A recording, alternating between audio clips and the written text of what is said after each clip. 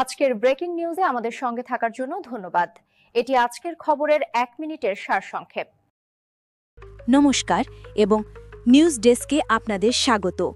আমরা শুরু করছি একটি বড় বিমান নিরাপত্তা খবর দিয়ে, যা কেবিন ক্রুদের দ্রুত বুদ্ধির জোরে আড়ানো গেছে। গতকাল রবিবার 19 অক্টোবর 2025 তারিখে দিল্লি থেকে দিমাপুরের উদ্দেশ্যে রওনা হওয়া ইন্ডিগো ফ্লাইট 6E2107-এ একটি নাটকীয় পরিস্থিতি তৈরি হয়েছিল। বিমানটি ইন্দিরা গান্ধী আন্তর্জাতিক বিমানবন্দরে ট্যাক্সি করার সময় হঠাৎ আতঙ্ক ছড়িয়ে পড়ে। একজন যাত্রীর ব্যক্তিগত ইলেকট্রনিক সরঞ্জাম, বিশেষ করে সিটব্যাক পকেটে রাখা একটি পাওয়ার ব্যাংকে আগুন লেগে যায়। বিপর্যয়ের সম্ভাবনা অত্যন্ত বেশি ছিল, কিন্তু সূত্রগুলি নিশ্চিত করেছে যে কেবিন ক্রুদের দ্রুত এবং সতর্ক প্রতিক্রিয়া স্ট্যান্ডার্ড অপারেটিং প্রসিডিওর অনুসরণ করে আগুনটিকে কয়েক সেকেন্ডের মধ্যে নিভিয়ে দেয়। এয়ারলাইনটি দ্রুত বিমানটিকে পার্কিং বেতে ফিরিয়ে আনে। আমরা নিশ্চিত করছি সমস্ত যাত্রী এবং ক্রু সদস্য নিরাপদ আছেন এবং কেউ আহত হননি। এই ঘটনাটি আরও একবার লিথিয়াম আয়ন ব্যাটারিযুক্ত পাওয়ার ব্যাংকগুলির অন্তর্নিহিত অগ্নিঝুঁকি তুলে ধরেছে। ক্রুদের দ্রুত পদক্ষেপ একটি সম্ভাব্য জরুরি পরিস্থিতিকে নিয়ন্ত্রণে এনে দেয়। ইন্ডিগো দলের প্রফেশনালিজমকে জানাই স্যালিউট। আপনি আমাদের সংবাদ সংক্ষিপ্তসার দেখেন। বিস্তারিত প্রতিবেদনের জন্য অনুগ্রহ করে এই সংবাদটি দেখে যান।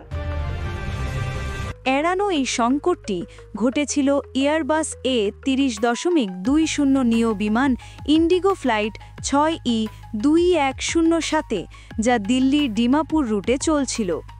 তারিখ ছিল রবিবার 19 অক্টোবর 2025। বিমানটি দুপুর 12:25টায় ছাড়ার কথা ছিল, কিন্তু ট্যাক্সি করার সময়ই এই ঘটনা ঘটে। আগুনটি একটি লিথিয়াম আয়ন পাওয়ার ব্যাংক থেকে শুরু হয়েছিল, যা একটি সাধারণ ব্যক্তিগত ইলেকট্রনিক ডিভাইস। এটি একজন যাত্রী সিটব্যাক পকেটে রেখেছিলেন বলে জানা গেছে।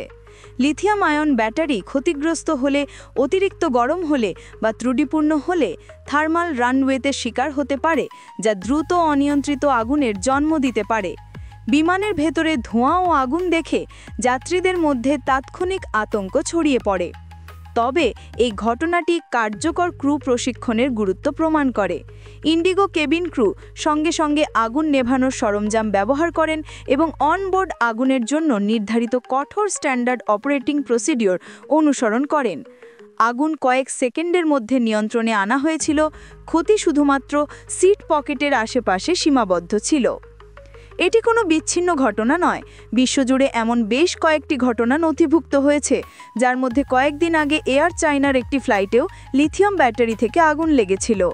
Directorate general of civil aviation DGCA এবং ইন্ডিগো সহ বিশ্বব্যাপী এয়ারলাইনগুলি ক্রমাগত পরামর্শ দেয় পাওয়ার ব্যাংক এবং অতিরিক্ত লিথিয়াম ব্যাটারি সর্বদা হাতে বহন করা লাগেজে, ক্যারি অন ব্যাগেজে রাখতে হবে এবং কখনো চেক ইন লাগেজে রাখা পাবে না।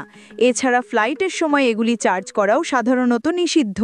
এই নিয়মগুলি তৈরি করা হয়েছে যাতে আগুন লাগলে তা কার্গো হোল্ডে নয়, বরং কেবিনের ভেতরেই নিয়ন্ত্রণ করা যায়।